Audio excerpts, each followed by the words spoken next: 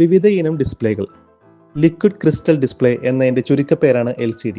സ്ക്രീനിൽ പിക്സലുകൾ പ്രകാശിപ്പിക്കുന്നതിന് ഒരു back light ഉപയോഗിച്ചാണ് LCDകൾ പ്രവർത്തിക്കുന്നത്. ഇതിൽ ബാക്ക് ലൈറ്റ് ലിക്വിഡ് ക്രിസ്റ്റലിലൂടെയാണ് തിളങ്ങുന്നത്. ഇതിലൂടെയാണ് സ്ക്രീനിൽ ചിത്രങ്ങൾ തെളിയുന്നത്. OLEDയുമായി താരതമ്യം ചെയ്യുമ്പോൾ LCDയുടെ മൂല്യം കുറവാണ്. പക്ഷേ തങ്ങളുടേതായ മികവ് LCD പ്രകടിപ്പിക്കാറുണ്ട്. LCDയുടെ ബാക്ക് ലൈറ്റ് എപ്പോഴും ഓൺ ആയിരിക്കും. ഓർഗാനിക് ലൈറ്റ് എമിറ്റഡ് ഡയോഡ് എന്നാണ് OLEDയുടെ പൂർണ്ണരൂപം. ഇവയ്ക്ക് സ്ക്രീനിൽ ചിത്രങ്ങൾ പ്രദർശിപ്പിക്കാൻ ബാക്ക് ലൈറ്റുകളുടെ ആവശ്യമില്ല. OLEDയുടെ ഒരു നിരയിലുള്ള പിക്സലുകൾ വൈദ്യുത പ്രവാഹം കടത്തിവിടുന്ന വഴി സ്വയം പ്രകാശം നിർമ്മിക്കുകയാണിവിടെ. പിക്സൽ ഓഫ് ആണെങ്കിൽ ഡിസ്പ്ലേയിൽ കറുപ്പ് നിറം കാണാം.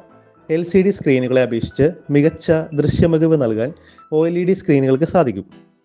LCDയെ അപേക്ഷിച്ച് ഇവയ്ക്ക് ഭാരവും കുറവാണ്. എന്നാൽ നിർമ്മാണ ചെലവ് അധികമായതിനാൽ അല്പം വില കൂടിയ ഫോണുകളിൽ മാത്രമാണ് OLED സ്ക്രീനുകൾ സ്ഥാനം പിടിക്കുന്നത്. അതേസമയം ഈ രണ്ട് ഡിസ്പ്ലേകളെക്കാൾ മികച്ച പ്രകടനം നടത്തുന്ന സ്ക്രീനാണ് AMOLED display. Active matric organic light emitted diode എന്നതാണ് ഇതിൻ്റെ പൂർണ്ണരൂപം.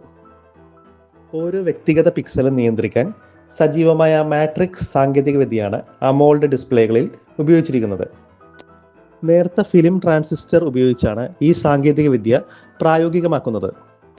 കുറഞ്ഞ പവറിൽ തന്നെ മികച്ച ദൃശ്യമികവ് നൽകാൻ സാധിക്കുന്നതാണ് AMOLEDയുടെ മറ്റൊരു പ്രത്യേകത. നിലവിൽ LCD ഡിസ്പ്ലേകളെക്കാളും OLED ഡിസ്പ്ലേയെക്കാളും മികച്ചു നിൽക്കുന്നത് AMOLED ഡിസ്പ്ലേകളാണ്. AMOLED ഡിസ്പ്ലേകൾക്ക് ഊർജ്ജ സംരക്ഷണ ശേഷി ഉള്ളതിനാൽ നിങ്ങളുടെ ഫോണിലെ ചാർജ് നിലനിൽക്കാനും സഹായിക്കുന്നതാണ്. അതേസമയം LCD ഡിസ്പ്ലേയും OLED ഡിസ്പ്ലേകളും തമ്മിൽ താരതമ്യം ചെയ്യുമ്പോൾ മികച്ചു നിൽക്കുന്നത് OLED ഡിസ്പ്ലേകൾ തന്നെയാണ്. മികച്ച ഇമേജ് നിലവാരം പ്രദാനം ചെയ്യാൻ OLED ഡിസ്പ്ലേകൾക്ക് സാധിക്കുന്നുണ്ട്. പക്ഷേ ഇത് നിർമ്മിക്കാൻ ചെലവേറുന്നത് ഒരു പോരായ്മയാണ്.